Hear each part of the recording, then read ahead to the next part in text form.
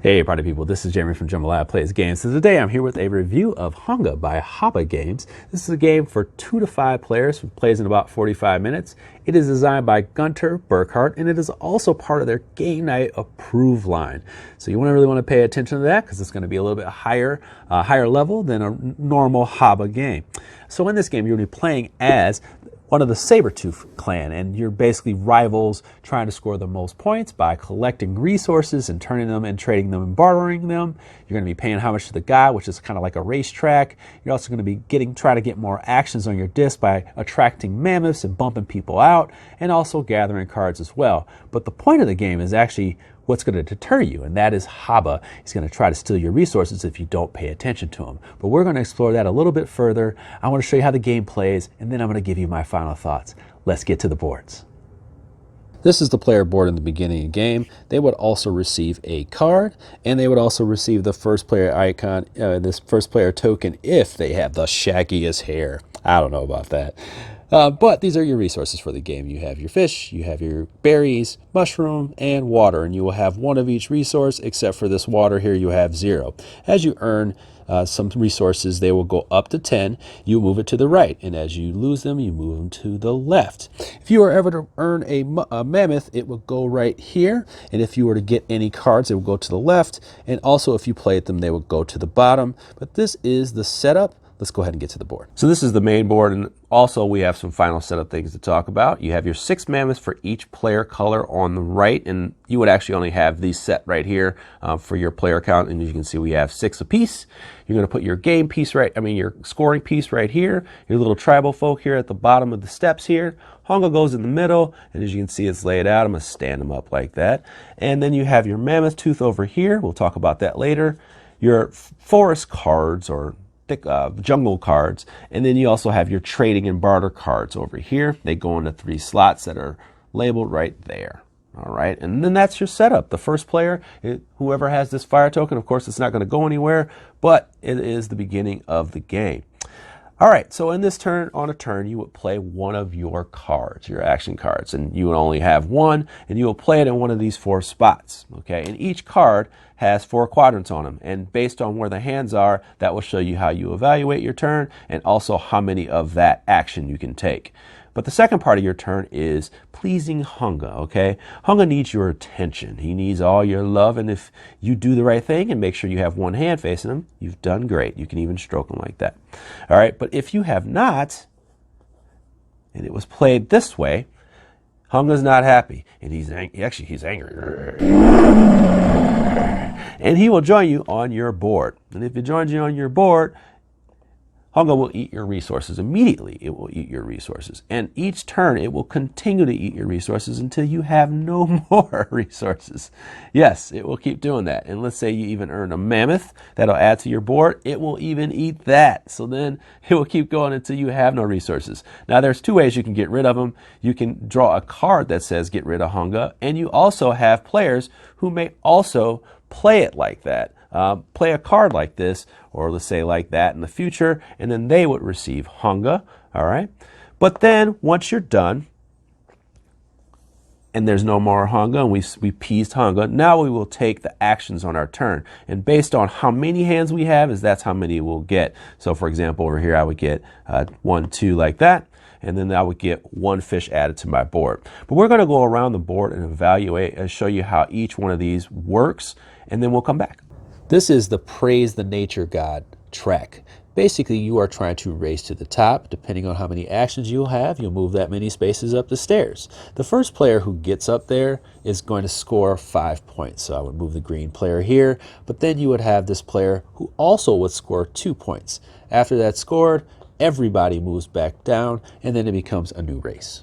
Okay, this is the first corner of the board here. You're going to have your fish and you're going to have your water. So depending on how many hands you get, so like this one would be 2 fish, this one would be 2 water. Now speaking of the rule of 2, you at any point during your turn can turn 2 water into any of these resources. So that would be mushroom, berries, or a fish. You're actually going to see this icon on some of the cards, so you kind of know how that translates.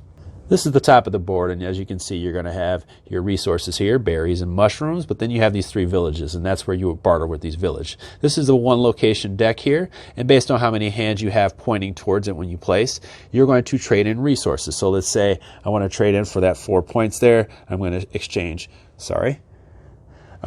4 resources for those. Now, if I'm 1 short or I need to pay, I can always exchange 2 of these for any 1 resource to help out. And that's pretty much it. And as you can see, as you get more diverse with the resources, it's going to be more points. You also have ones that you can pay with mammoths, and mammoth tokens can be earned by getting them bumped off the mammoth track. You just pay with that, or you can actually grab ones from the mammoth track to pay for it. But of course, these are even going to be worth more points. I think it's up to 9. Let's say I want to venture out to the forest and I have 2 actions there. I'm going to go ahead and draw these cards. Now I'm going to place them over here on the left side of my board, and I can't use them for this turn. That's why it's there. But in the next turn, moving forward, these will come into my hand and I can play them. I'll play them right here. I can only play 2 on my turn, and that's after Honga comes around. So it's after the Honga step. Remember that. Now, these cards actually do a lot of different things, and this one's probably the most important because it's going to get rid of Honga. We definitely want to do that. Or this one right here, you can exchange resources for points. There's a couple other ones here that deal with cards, like this one right here actually makes it so it's 1 less to pay for this mammoth track, and we'll talk about that coming up.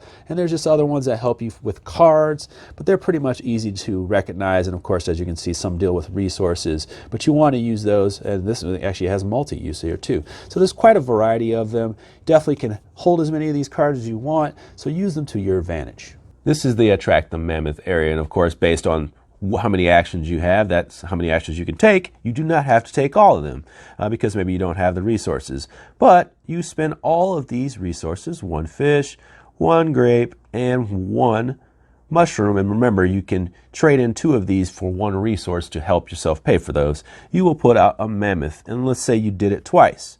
Okay. Now, if you have the majority of this at the end of your turn, you get this tooth. And this mammoth tooth will go on your board, and you will now be able to draw from this pile where there are 5 hands on each card. So there's a major advantage to having those. But of course, players will not let that happen forever. So they will continue to come in, and as you can see, we're bumping people until we reach a certain point. And as you can see, there's a stopping point for each one. Right here for 5, 4 for 4, and then for 2 and 3, it's right here. So let's say the red player goes in and pushes you out. Boink, okay? Kaboot you, all right? And when they kaboot another person off, that mammoth will go over here. And it'll be on your board to spend. Remember, you can spend this stuff up here to barter, so you can take both from here if you have those available to you. Think of them like currency for bartering. And then boom, now this exchanges to the red player. But that's pretty much how that works. If this was ever tied like this, it would go to the player who brought in the newest one. So that's a kind of a good example right there. So if a player had that one on there, they would be in first until the next player comes in, the younger one wins. And there you go. Last part of your turn is going to be draw a card from the deck. So you can draw it from this one, the normal deck, or you would draw it here from here if you have the mammoth tooth. Remember, these have 5. You definitely want them. All the cards that you played on your turn are going to be discarded here. I forgot to mention before, if you're bartering with the village, they're going to go there. And then you will fill these up here. Notice I didn't do that during your turn. You'll fill these up like in there, like that. And then your turn is over. Players will continue to take turns until they reach their scoring threshold for their player count. And then if, let's say in this 2-player game, I have 40 or more points on my turn, we will continue until it comes back to me. So let's say it was more players. We would go around until it's my turn again, and that would be the end of the game. The player with the most points would become the leader of the saber-tooth clan, I should say. And then if this tied at any point, so let's say we're tied, it will come down to whoever has the most food. And that is it. Hopefully you got a good round of ideas of how the game of Honga works. Let's go ahead and get to my final thoughts.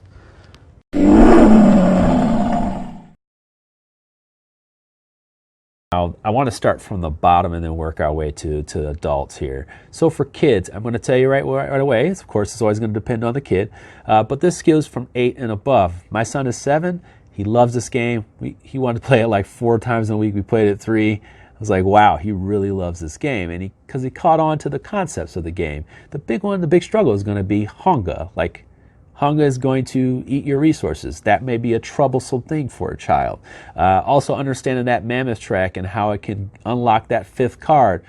And if it's gone so quickly, they may go, oh, well, I don't like that. Or if you race up that track so fast, that may be a one-lane strategy that they get used to, and they're not necessarily paying attention to the gather resources part. So you really got to pay attention to how they do that. And honestly, I know the publisher will not like this, but you could take out Honga and just teach them the resource gathering part of the game and how to make, choices with the action cards. It does just enough, and then when they're ready to take that next step, add Honga. So overall, the components are nice and chunky like a good Haba game does. They got the nice thick cards. They're really nice and slick. Artwork's beautiful. And now here we are at the game night stuff. So does it appeal to families? Definitely, especially if you have a gaming family, it's gonna hit all the check marks there. Beautiful art, thick components, fast playing, 45 minutes. Plays for up to 5 players, 45 minutes. Yes, okay, like yes, that's what I want. And then my game night crew. Is it a game night game? Yes, it is. We play with 4 or 5 players.